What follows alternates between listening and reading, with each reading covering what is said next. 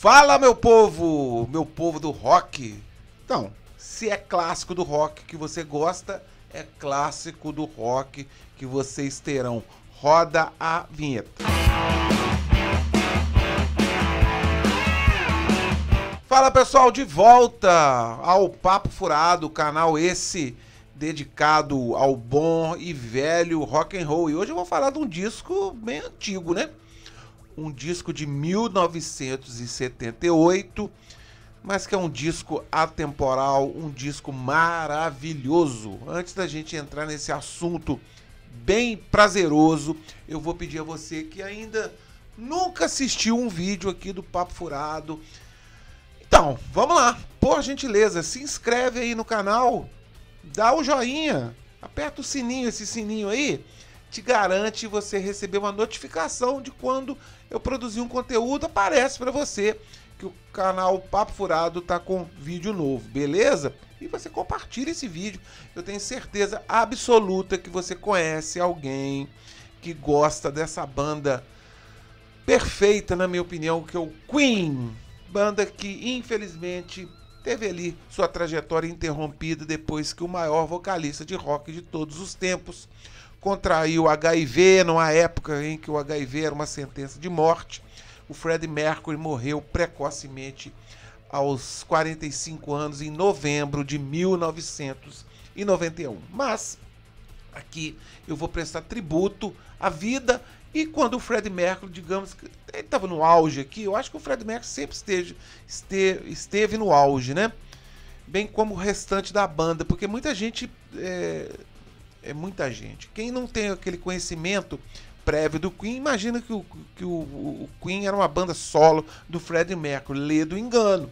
O Queen tinha mais 3 membros sensacionais, que é o guitarrista o Brian May, o baterista o Roger Taylor e o baixista John Deacon. Aqui em 1978, o Queen lançou seu 7º disco, o disco Jazz. Eu tenho essa obra-prima aqui, essa versão alemã, muito legal, cara. É uma versão até que, quando eu costumo cobrar, não é uma versão tão rica assim em matéria de encarte, mas não é só aquela fichinha técnica. Tem algumas fotos aqui da época. O Queen aqui em 1978, eles tinham até cortado o cabelo, estava com um visual mais contido.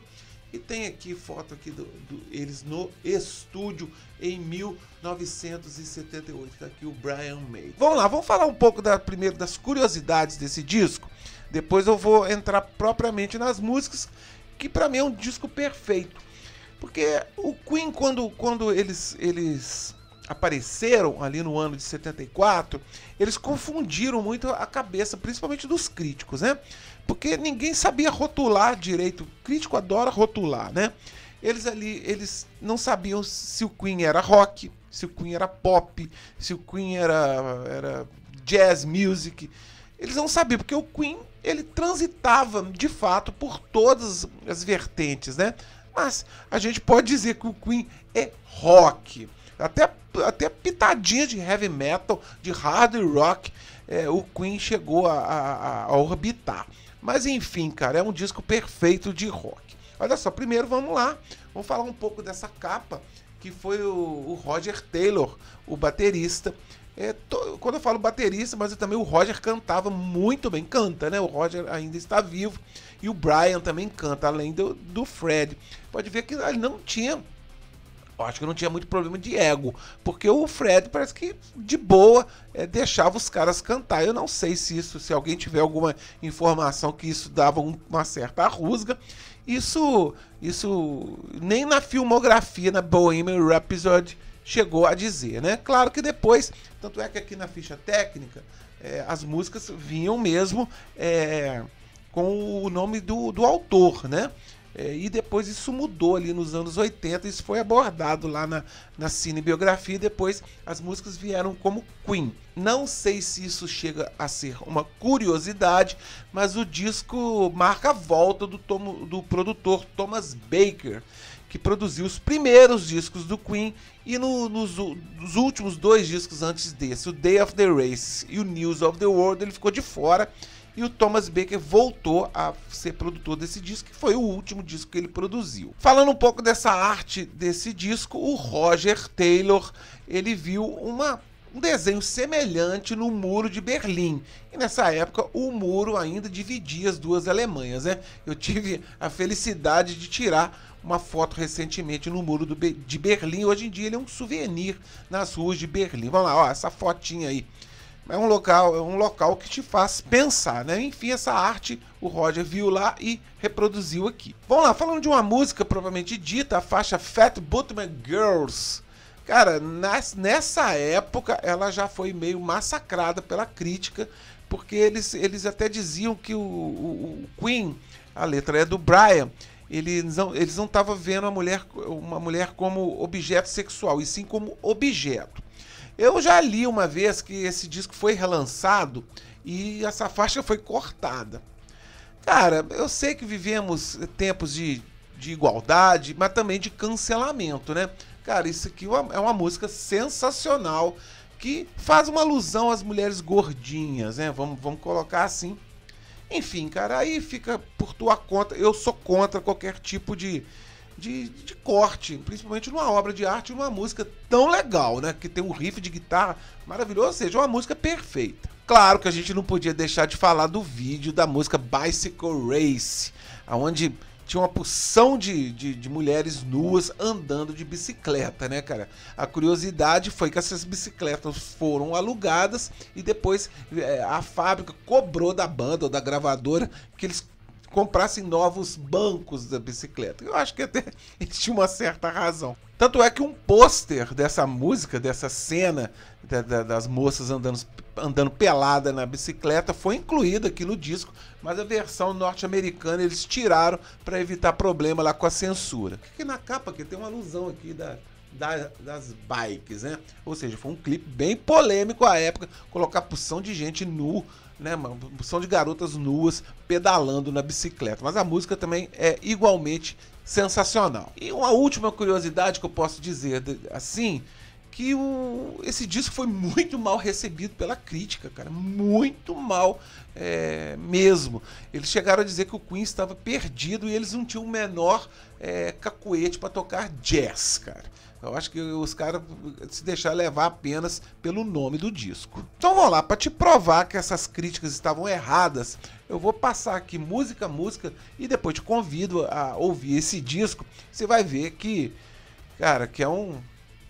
tô me repetindo, né, que esse disco é simplesmente perfeito. O disco abre com a faixa Mustafa, a faixa escrita pelo Fred, ou seja, é uma música bem, digamos, ela tem uma letra meio confusa, que mistura inglês com árabe, com aramaico, ou seja, uma oração aqui, uma brincadeira do Fred.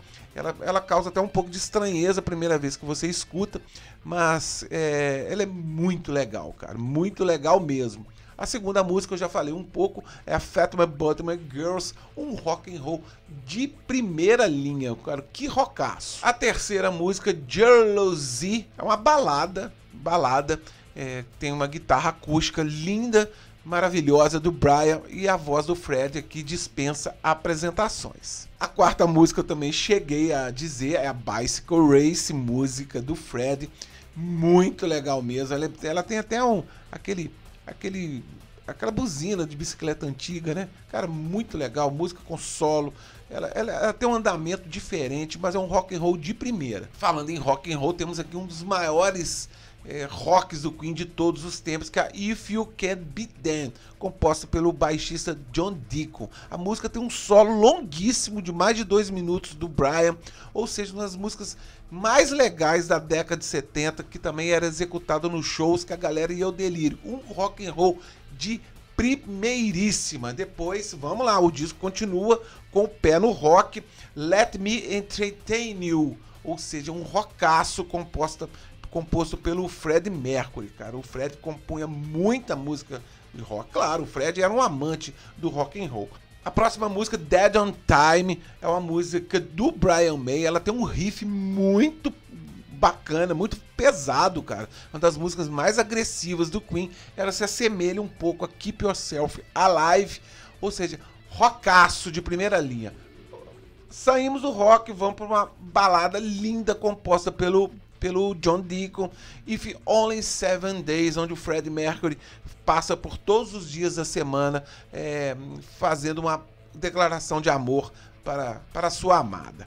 Saindo do rock, vamos à balada. O disco conversa muito bem entre si. Dreamers Ball é uma música que o Brian May compôs para o Elvis Presley, que havia falecido no ano anterior. Fun It é a música estranha do disco, uma música meio eletrônica, meio funk, que o que o Roger Taylor, autor da música, divide os vocais com o Freddie Mercury. Eu gosto muito dos vocais do Roger Taylor, aquele vocal mais rouco, ou seja, uma música muito legal. E agora a música que o Brian May canta também, né? Live Home and Easy, uma balada maravilhosa, cara, que balada linda. Agora vamos a um dos hinos do rock de todos os tempos, a música Don't Stop Me Now, uma música legal demais, um rock and roll maravilhoso, e ali mostra que o Fred tava querendo enfiar o pé na jaca, né? Queria diversão, etc e tal. É o início dos excessos da vida pessoal do Freddie Mercury. Vamos lá, o disco se encerra como More of a Jazz, onde a letra do Roger Taylor fala das amarguras da sociedade. A música meio maluca, que tem até algumas incursões de músicas anteriores do disco. Ou seja, o disco fecha bem legal. Você que gosta de heavy metal, hard rock progressivo, tenho certeza que se você ouvir esse disco aqui de cabo a rabo, não é um hábito hoje em desuso, né? Eu vi um documentário uma vez, eu não sei se é desse ou do News of the World, que das gravações desse disco, ou daquele disco anterior, cara, que é muito legal, cara. Quem achava ali, por exemplo, que o Freddie Mercury era muito malucão, não ligava para as coisas, como ele era metódico ali nas gravações, cara. Ele ficava ali na mesa de som, sobe um pouquinho, desce o tom.